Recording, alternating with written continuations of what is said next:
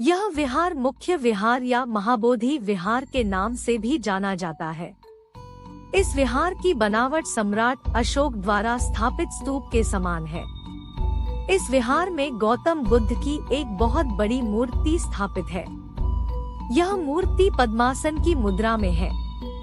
यहाँ यह अनुश्रुति प्रचलित है कि यह मूर्ति उसी जगह स्थापित है जहाँ गौतम बुद्ध को बुद्धत्व ज्ञान प्राप्त हुआ था। विहार के चारों ओर पत्थर की नक्काशीदार रेलिंग बनी हुई है। ये रेलिंग ही बोधगया में प्राप्त सबसे पुराना अवशेष है। इस विहार परिसर के दक्षिण पूर्व दिशा में प्राकृतिक दृश्यों से समृद्ध एक पार्क है जहां बौद्ध भिक्षु ध्यान साधना करते हैं। आम लोग इस पार्क में विहार प्रशासन की अनुमति लेकर ही प्रवेश कर सकते हैं। इस विहार परिसर में उन 7 स्थानों को भी चिन्हित किया गया है जहां बुद्ध ने ज्ञान प्राप्ति के बाद 7 सप्ताह व्यतीत किया था।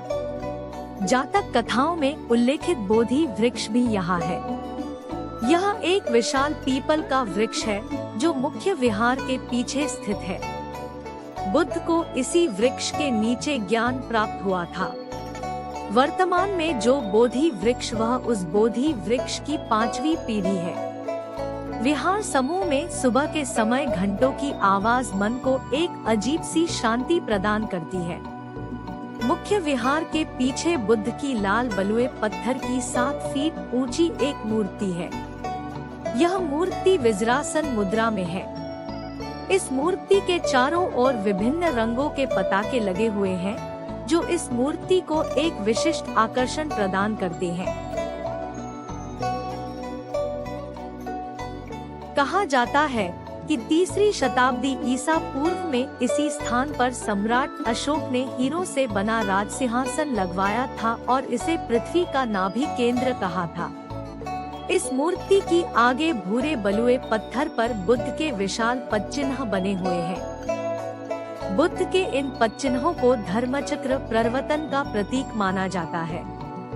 बुद्ध ने ज्ञान प्राप्ति के बाद दूसरा सप्ताह इसी बोधि वृक्ष के आगे खड़ा अवस्था में बिताया था। यहाँ पर बुद्ध की इस अवस्था में एक मूर्ति बनी हुई है। इस मूर्ति को अनिमेष लोचन कहा जाता है। मुख्य विहार के उत्तर पूर्व में अनिमेष लोचन चैत्य बना हुआ है। मुख्य विहार का उत्तरी भाग चंकामाना नाम से जाना जाता है। इसी स्थान पर बुद्ध ने ज्ञान प्राप्ति के बाद तीसरा सप्ताह व्यतीत किया था।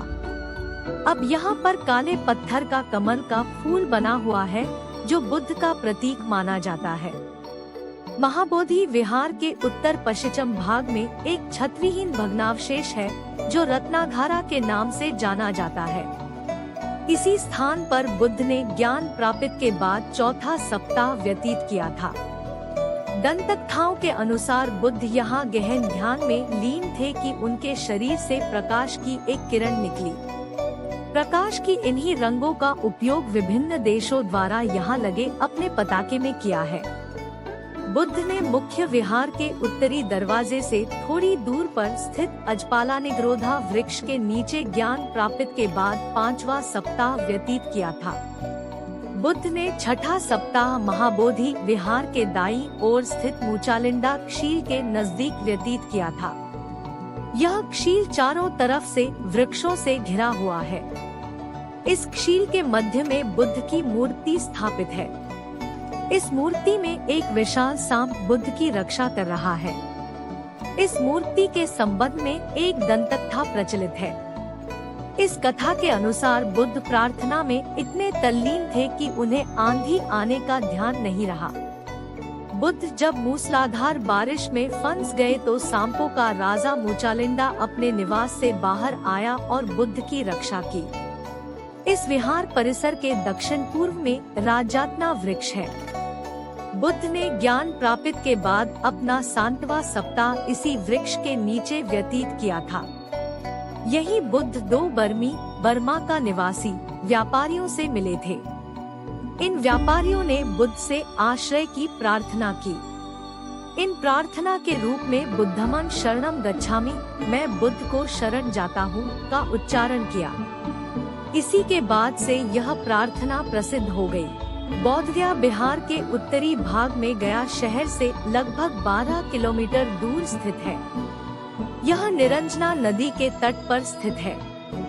बोधगया दुनिया भर के पर्यटकों को आकर्षित करता है, जिनमें बड़ी संख्या में बौद्ध तीर्थयात्री हैं।